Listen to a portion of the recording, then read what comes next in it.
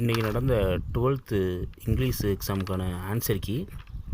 First கொஸ்டினுக்கு very great, செகண்டுக்கு motivated, தேர்டுக்கு ஏ ஆப்ஷனு ஸ்ட்ராங்கு, ஃபோர்த்துக்கு டி ஆப்ஷனு, ஃபிஃப்த்து கொஸ்டினுக்கு அன்ஃபார்ச்சுனேட்லி ஏ ஆப்ஷனு,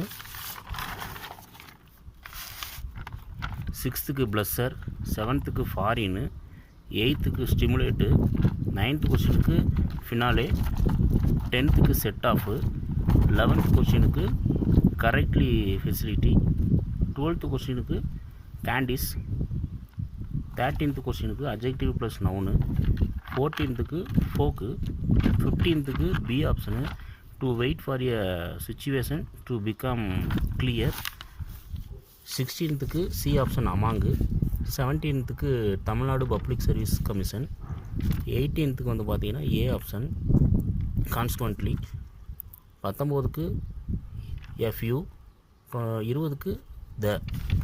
அதே மாதிரி ஃபில் த பிளாங்க்ஸு 46வது கொஸ்டின் வந்து பார்த்தோம்னா ஃபஸ்ட் ஆப்ஷனுக்கு கேன் தே வரும், செகண்ட் கொஸ்டினுக்கு வந்து பார்த்திங்கன்னா ஏ யூஸ்ஃபுல் அப்படிங்கிறது வரும், தேர்டு கொஸ்டினுக்கு வந்து பார்த்திங்கன்னா wood I would like, fourth கொஸ்டினுக்கு அப்படி மாற்றி போட்டுக்கிறது தான் வரும், எலிசிட் இலிசிட் அப்படிங்கிறது வரும்.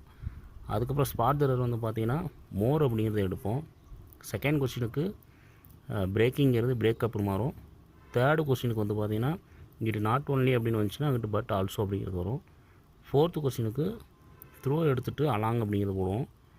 ஃபிஃப்த்து கொஸ்டினுக்கு வுட் எடுத்துகிட்டு வில்லு போடணும்.